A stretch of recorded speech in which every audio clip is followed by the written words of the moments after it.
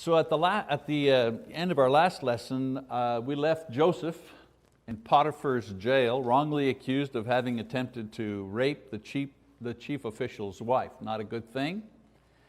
And we know that Joseph rises to an important position in the jail, and while there he uses his special gifts of dream interpretation to explain the dreams of two high officials who are in jail pending an investigation into some plot against the Pharaoh. His interpretations are realized. One of the officials is restored back to his position, the other one is executed exactly as he had said.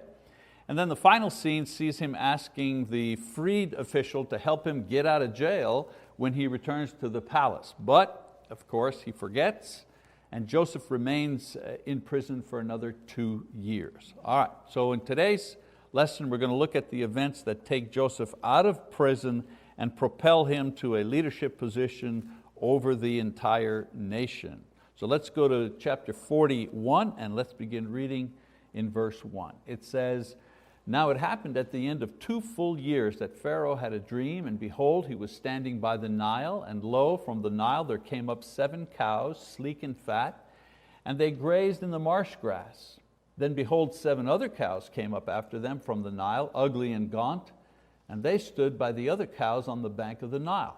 The ugly and gaunt cows ate up the 7 sleek and fat cows. Then Pharaoh awoke. He fell asleep and dreamed a second time, and behold, 7 ears of grain came up on a single stalk, plump and good. Then behold, 7 ears, thin and scorched by the east wind, sprouted up after them. The thin ears swallowed up the 7 plump and full ears. Then Pharaoh awoke, and behold, it was a dream." So Joseph's dreams, they seem to come in pairs. He had his 2 dreams, where his family were bowing down before him.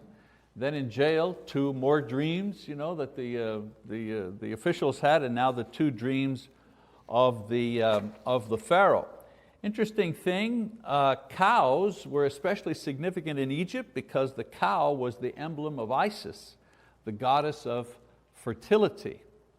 In the book of the dead, the main holy book of ancient Egypt, the god of vegetation, or Isis, is represented by a bull accompanied by 7 cows. So it wasn't just any animal that he saw in his dream, he saw something which was very significant to him as far as the religion of the Egyptians. So cows were a significant religious symbol, and a dream that had such startling imagery involving cows would have seemed significant to the Pharaoh. Also, the dream about the crops had impact because Egypt, with its fertile lands near the Nile, was considered the granary to the ancient world. I mean, they were the breadbasket for surrounding nations.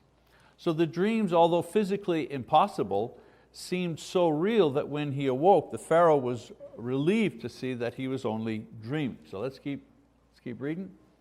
It says, "Now in the morning his spirit was troubled, so he sent and called for all the magicians of Egypt and all its wise men. And Pharaoh told him his dreams, but there was no one who could interpret them to Pharaoh. Then the chief cupbearer spoke to Pharaoh, saying, 'I would make mention today of my own offenses.' Pharaoh was furious with his servants, and he put me in confinement in the house of the captain of the bodyguard, both me and the chief baker. We had a dream on the same night. He and I, each of us dreamed according to the interpretation of his own dream. Now a Hebrew youth was with us there, a servant of the captain of the bodyguard, and we related them to him, and he interpreted our dreams for us. To each one he interpreted according to his own dream. And just as he interpreted for us, so it happened. He restored me to my office, but he hanged him." So in his dreams, the 2 symbols of Egypt's religious and economic wealth were destroyed, and of course this troubled the Pharaoh. The magicians and fortune tellers of Egypt had great powers, as Moses found out later. God's servants demonstrate power given to them by God in order to create faith and praise to God. But you know what? Satan also has power. That's the thing that we need to realize. He has power, although it's limited by God. I mean, think about the things that happened to Job. God said to Satan, okay, you can do that, but don't kill him. So we know that Satan exercises some power in the physical world. It's naive to say, oh, that occult, there's nothing to that, there's no power. No. The Bible doesn't say that there's no power there. It just says this isn't power being exercised by God, being permitted by God, but not exercised by Him. So Satan's servants exercise certain powers in order to draw people away from the faith in God, or to cause delusion, or just cause harm. So he had the power to give, for example, he had the power to give all the kingdoms to Jesus. I mean, how many people have given their souls in exchange for success or rulership in this world? A lot of people exercise occult power, as did these ancient magicians. So we don't deny that strange and occult power exists. We simply say that it does not come from God, and that it is not greater than God. But God permits it. He permits it for a time, permits it, like Satan. He said, well, I'll permit you to do this to Job, but you can't go further than this. So this is quite evident in this passage, as the magicians and fortune tellers try to interpret the important dream of the Pharaoh. Now these people here, these fortune tellers, these people were the advisors at court who guided the king in a lot of his affairs of state. They realized, of course, the significance of the dream, but they couldn't conjure up a satisfying answer as to what it meant. So at this point, the butler remembers Joseph and his remarkable and concise interpretation of the dreams that they had in prison. And so at this point, they have nothing to lose, and the butler is at no risk in making this suggestion. So it's like, yeah, why not? Nobody else has got a shot, nobody else is interpreting. The butler goes, well, I don't risk anything if I suggest Joseph, because everybody else has failed. So let's keep reading verse 14, 15, and 16. It says, then Pharaoh sent and called for Joseph, and they hurriedly brought him out of the dungeon. And when he had shaved himself and changed his clothes, he came to Pharaoh. Pharaoh said to Joseph, I have had a dream, but no one can interpret it, and I have heard it said about you that when you hear dream, you can interpret it. Joseph then answered Pharaoh, saying, it is not in me. God will give Pharaoh a favorable answer. So the one thing about the Egyptians, they were very particular about cleanliness, only allowing their beards to grow in times of mourning, for example. And Joseph is summoned out of the prison and quickly cleaned up in preparation for his appearance before one of the most powerful rulers of the then known ancient world. So the Pharaoh lays before him the problem of the dream and the inability of the magicians to interpret it. And this could have been a great, you ever think, what an opportunity for Joseph. I mean, payback time. I mean, he could have been proud and flattered by the attention that he was getting. He could have tried to bargain his way out of jail. I'll interpret the dream if you give me a convoy, safe convoy back to my family, so on and so forth. He could have exchanged his power for financial gain. Could have done those things. Don't forget, he's been in jail for a long time. But his 13 years in captivity have taught him patience, restraint, humility. Have we not said to our children from time to time, you don't have to say everything that goes through your mind. You might have a lot of things streaming through there, but you don't have to say all of them. We call that restraint. It's okay to hold back. I'm not talking about you, Bobby, but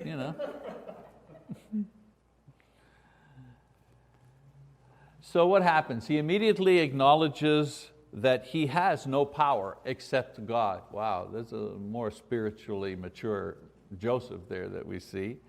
And he makes no conditions for the interpretation. And he assures Pharaoh that the situation, although difficult, would end in peace, because he says, I'll give you a favorable answer. So that's the confidence of a spiritual man. So in the past, Joseph had used his gift to try to dominate and elevate himself in front of his brothers. He had the dream, it was true, but he had to go and tell it to his brothers. Hey, I had a dream, you guys were bowing down to me. So there's the restraint part that he should have exercised, right? But now, after the painful lessons that he has learned, he manages to act in a restrained and gracious way while in control of the king's court. I mean, he's in control here. He knows, he knows that he's going to be able to do this, that God is using him. So in the next verses, I'm not going to read the next ones, the king simply repeats his dream to Joseph for his interpretation. And he adds some details, like the thin cattle were in worse shape after eating the 7 fat ones. And he also explains how the magicians were helpers in trying to explain the dreams. Now remember, Joseph says to the king, I will give you the interpretation and it'll be a favorable one. But he tells this to the king before the king actually tells him what the dream is. So there is confidence, not in himself of course, but confidence in God. We have a saying nowadays, we say, man, that's a God thing. You know what I'm saying? It's a God thing, meaning you prayed about something, you hoped about something, and out of nowhere, a good thing happens, the answer to your prayer, it makes no sense whatsoever, but it happens, and you say, wow, thank you, that was a God thing. That was a God thing. Well, Joseph has this confidence that he's in jail, and 2 years after he's been in prison for so long, who knows if he has lost hope, he gets called out of jail to go help the king of the nation. That was a God thing going on there. So he had confidence. So this acknowledgement here suggests that the king was not only afraid of the problems that the dreams foretold, but he wasn't equipped to handle a national crisis. That's another thing. So in verse 25, we pick up the story there. It says, now Joseph said to Pharaoh, Pharaoh's dreams are one and the same. God has told to Pharaoh what he is about to do. The 7 good cows are 7 years, and the 7 good ears are 7 years. The dreams are one and the same. The 7 lean and ugly cows that came up after them are 7 years, and the 7 thin ears scorched by the east wind will be 7 years of famine. It is as I have spoken to Pharaoh. God has shown to Pharaoh what he is about to do. Behold, 7 years of great abundance are coming in all the land of Egypt. And after them, 7 years of famine will come, and all the abundance will be forgotten in the land of Egypt, and the famine will ravage the land. So the abundance will be unknown in the land because of that subsequent famine, for it will be very severe. Now as for the repeating of the dream to Pharaoh twice, it means that the matter is determined by God, and God will quickly bring it about. So Joseph explains the significance of the numbers. 2 dreams are a sure confirmation that God is sending the dream. And 7 cows, 7 ears represent years of good and bad. The interpretation is so natural, so obvious, that it is accepted by all of the people who hear it. Now there's some interesting notes about the use of God's name here by Joseph. Joseph distributes or attributes the dreams and interprets 4 times in these passages. So whenever he refers to God in speaking to the Egyptians, he uses the term Elohim, which means mighty creator and sovereign king, a term which the Egyptians could actually relate to. Whenever the writer refers to God and Joseph in their relationship, he uses the term Jehovah, which means Lord. And so to Joseph, he's talking about God as Lord, his Lord.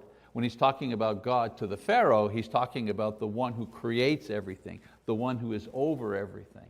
All right? And simply the idea that you have to sometimes know how to speak to somebody about God based on where they're coming from, based on what their background is. Okay?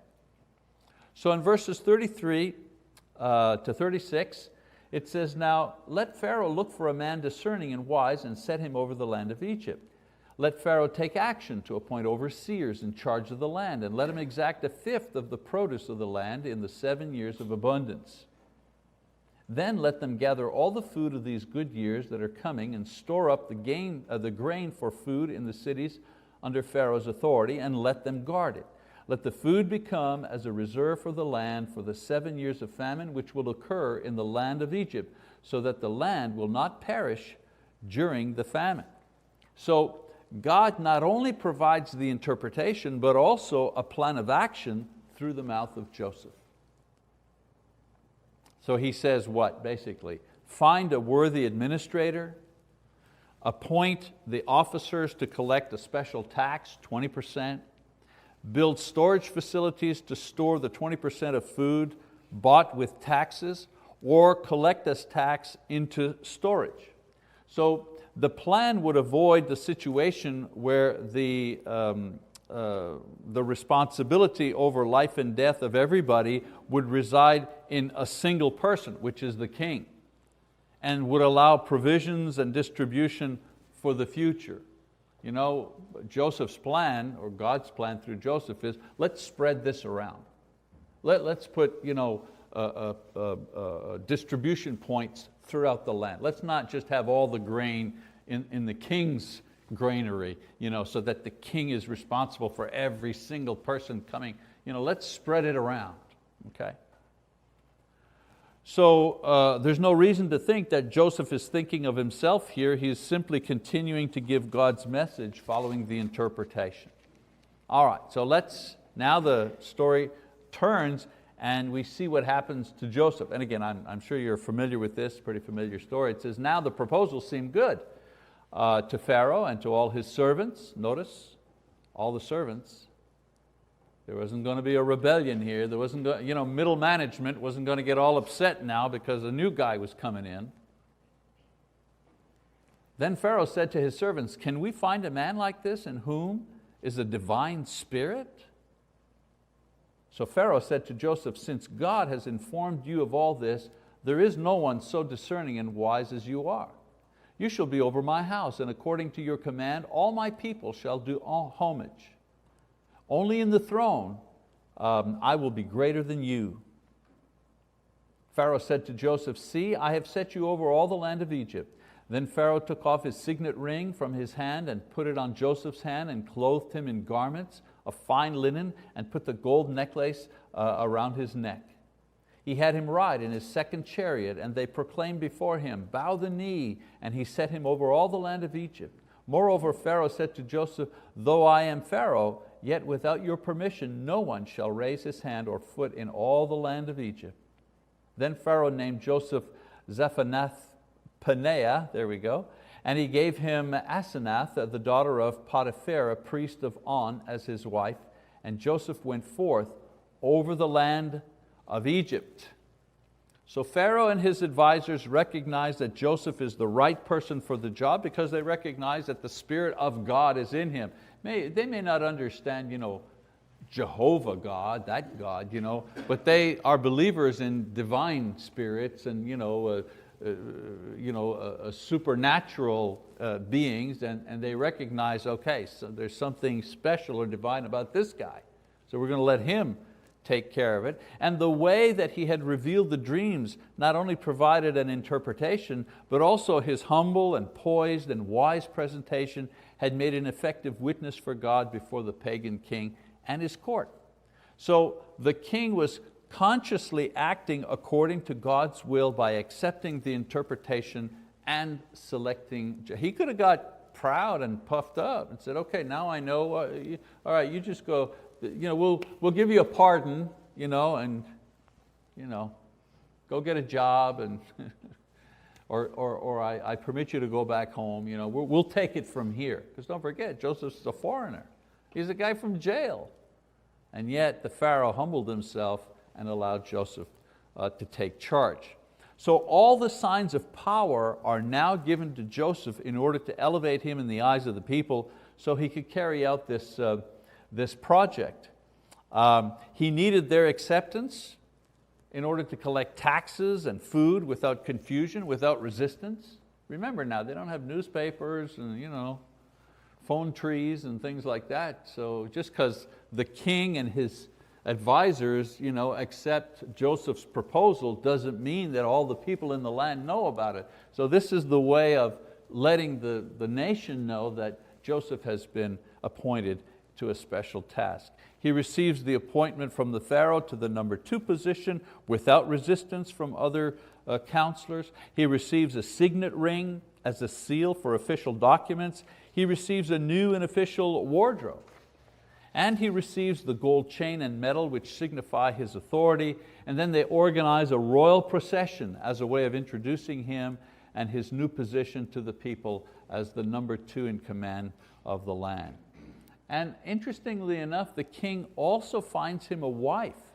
Since he was not an Egyptian, he needed this credibility through marriage to be accepted by the population. Now we don't know a lot about his wife. His wife was a daughter of a pagan priest.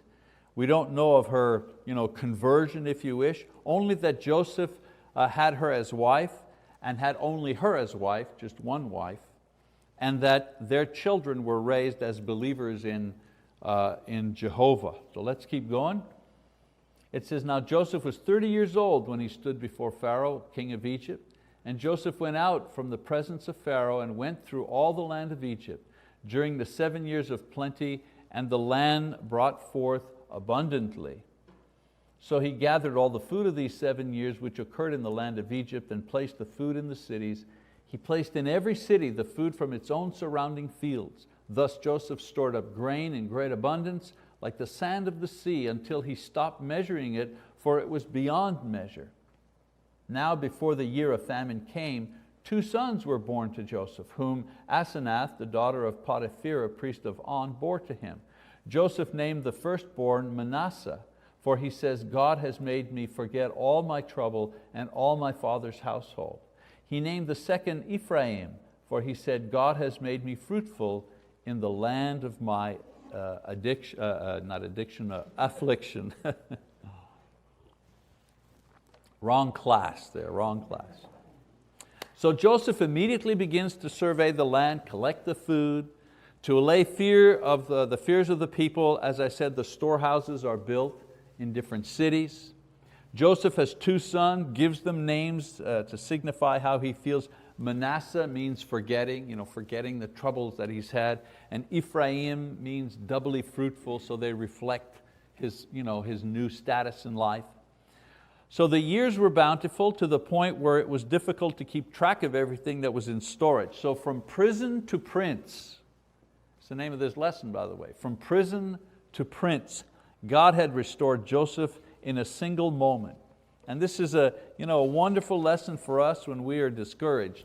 We need to recognize that God can restore us in a moment, whether it be here on earth or in the twinkling of an eye when Jesus returns. He can, maybe what I'm trying to say is God can turn things around so quickly, more quickly than we can, but it's not usually the way we think He's going to do it.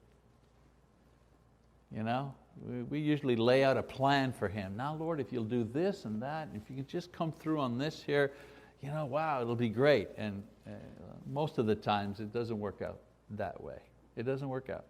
So Joseph, he maintained his faith, and when he was restored, it was as if the 13 years in prison and the suffering and the loneliness and the injustice had never happened. No bitterness in him.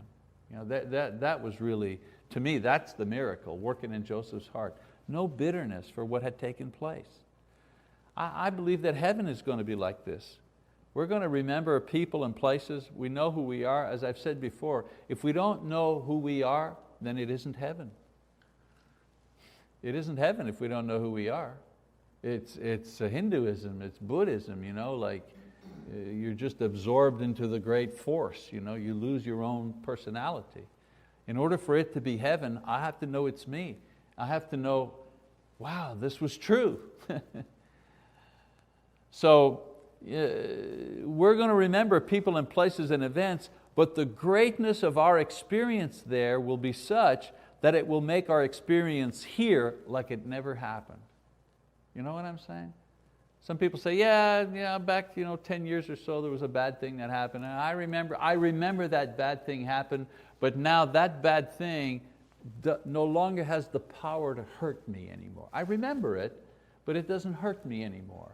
And I think that heaven will be like that. We'll understand what has happened to us, but our past and our failures and all the sin, that'll be removed, far gone from us, and will no longer have the power to make us feel guilty. Even though I'm forgiven, and even though I'm saved, and I know I'm saved, there are moments that I feel like a failure.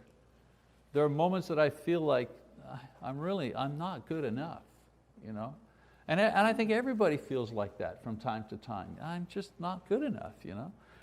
And I think that heaven will finally cut that cord there, where we'll be able to remember things, but it won't affect us like it does here. So let's finish up. It says, when the 7 years of plenty which had been in the land of Egypt came to an end, and the 7 years of famine began to come, just as Joseph had said, then there was a famine in all the lands, but in all the land of Egypt there was bread.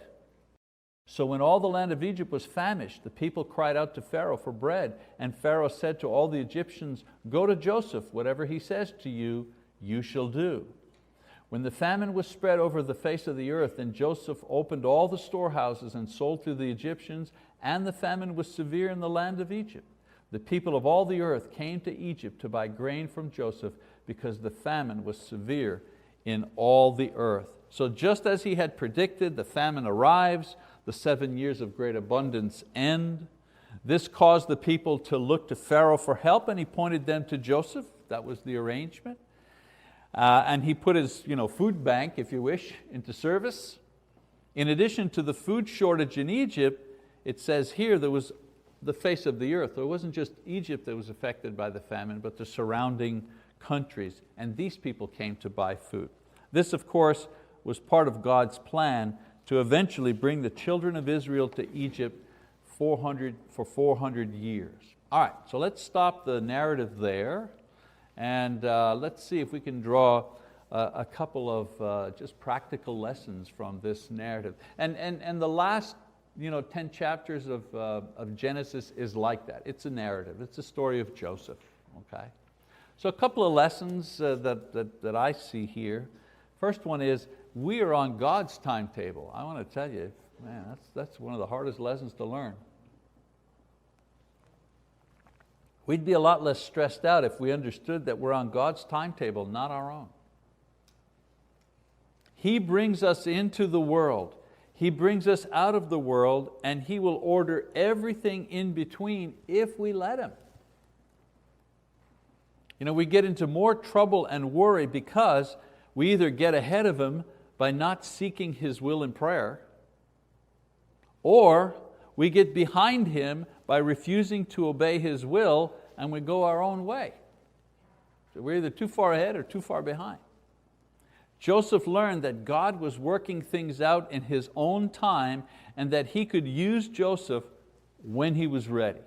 So Christians, we have eternity, and this helps us to have a patience in this world while God accomplishes His purposes using His own schedule. Sometimes it's not that we're not ready. We're like ready, but it's the situation isn't ready yet. The time has not ripened yet for God to use us in a certain way, as was the case with Joseph. He wanted to get out of jail, and so on and so on. And he was serving in jail, and he hadn't lost his faith, and he was ready. But God, the time wasn't ripe yet. So he spent another 2 years in jail until the time was ripe. And that happens to us too. We're, like I say, instead of praying, God, when is that going to happen? When are you going to make this happen? Maybe the prayer should be, God, what do you want me to do while I wait for you? While I'm waiting for you to act, Lord, and I know you'll act, I'm not sure as to what I should be doing. Can you help me know what I should be doing as I wait for you, as I wait for this thing, whatever it is I'm waiting for, hoping for? Lesson number 2, God lifts up the humble and lowers the proud.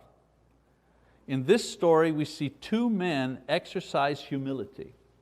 Joseph learned it through trials and suffering, and we see his character changed, and because of it, God raises him from captivity and places him at the right hand of the most powerful king in the world at that time. That's one person who humbled himself. And then the Pharaoh. The Pharaoh didn't learn humility from suffering. He was the king. He came from being confronted with the power of God in Joseph's work and character. The king could have rejected Joseph's interpretation, rejected this advice from a jailed foreigner, but he humbled himself and God saved his country and saved his crown. As far as the king is concerned, he wants to save his crown and his dynasty. If he fails the people will turn on him. Somebody in court is going to say, you know what, I can do better than this guy. And that's how they didn't have elections in those days. So we know that God hates pride, and the Bible says that He actively works against the proud, and conversely, He works for the humble. So it should make us think twice about puffing up and being difficult when offended or contradicted. The meek are the ones who are going to inherit the earth. The proud will inherit a rebuke and punishment, and that's pretty much a standard lesson that begins very early in the Bible and goes all the way to the end. And then perhaps one more, prosperity always comes from God according to His purpose. These pagans were unaware that their prosperity came from the God of Joseph. They worshiped all kinds of fertility and nature gods and appealed to them for good harvests and so on and so forth. So worshiping a pagan earth god, or the god of money, or the god of leisure, or the god of self-reliance, or the god of good government, or humanism, or the god of central planet, it's all the same thing. God our Father, the Lord, Jesus Christ, He's the one who prospers nations, and blessed is the nation whose God is the Lord. He's the one. Our great joy, our great gift is we get to thank the right God. That's the wonderful thing. Ron and I were talking today just about prayer. We were sharing some ideas about prayer, and one of the things that we kind of were talking about is the role of prayer. Like one of the things that it does for us, and one of the things that prayer does for us is that it provides closure. In the sense that when something wonderful or good or prosperity happens to us as Christians, we respond to that with thanksgiving. So today, a wonderful day, good things happen today, so on and so forth. At the end of the day, unlike an unbeliever, I'm able to say, Lord, thank you so much for the wonderful meal that I've had, the fellowship with a friend, the beautiful day, the good health I enjoy. Thank you for all those things, Lord.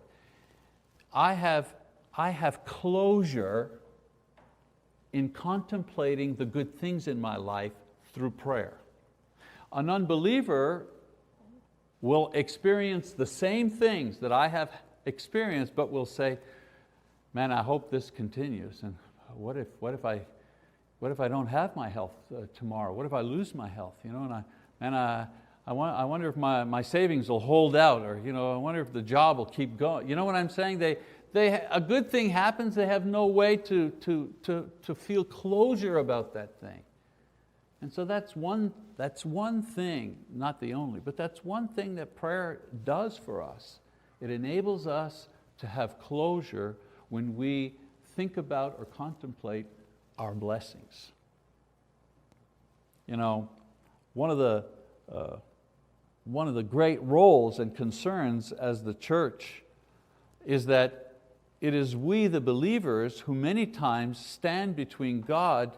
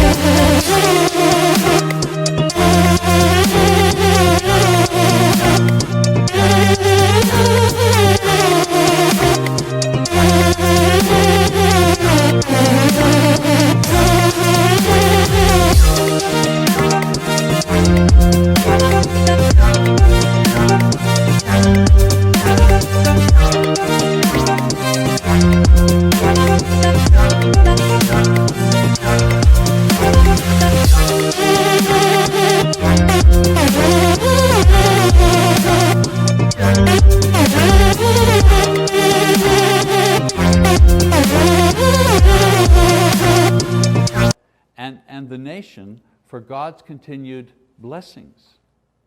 Without Joseph, they would have been ruined. Without Joseph, one man. And I believe without God's people everywhere, God's wrath would fall upon the nations. So we're not kidding when we pray for our nation, when we pray for our leaders, when we pray for these people, when we pray that God, please, have mercy on us, forgive us as a nation for some of the foolish and ungodly things that go on here. We're standing in the gap for our nation. So yeah, we only get one vote each. That's the way it works in a democracy, right? But we also contribute prayer on behalf of our nation. And I'm of the opinion that there are many people who are praying. There are thousands and thousands and thousands and thousands of people who are praying to God, asking Him the same things that we're asking Him. And I firmly believe that God continues to bless us as a nation because His people maintain a daily offering of prayer before God. Very, very, very important. We don't pray for our military, we don't pray for our leaders, we don't pray for these things in vain. That's not a waste of time, and it's not an addendum. Yeah, I might as well pray, can't hurt. I believe the proactive power of prayer is what keeps us safe and keeps us going in this nation. So we need to be especially prayerful that this country, which has enjoyed tremendous prosperity in the last 2 centuries because of its faith, does not inherit God's wrath because of its unfaithfulness at the present time. We do well to pray and serve the Lord and hope He spares our country because of the righteous ones that live within this country. Now, at what point He wants to exercise His discipline, we don't know. But in the meantime, I encourage everybody, keep praying, keep asking God to protect us and bless us. It isn't our ballistic missiles or military, I think, in the end that will save us. It's our faith that God will help us use whatever power we have in such a way that will enable us to be safe and to consider to be prosperous. All right, so some lessons from Joseph's captivity and rise from prison to prince. All right, so this is the last story that we're covering, of course. It goes right to the very end. Continue next week as Joseph's story continues and as he comes face to face with his family and the brothers that sold him into slavery. All right, thank you very much.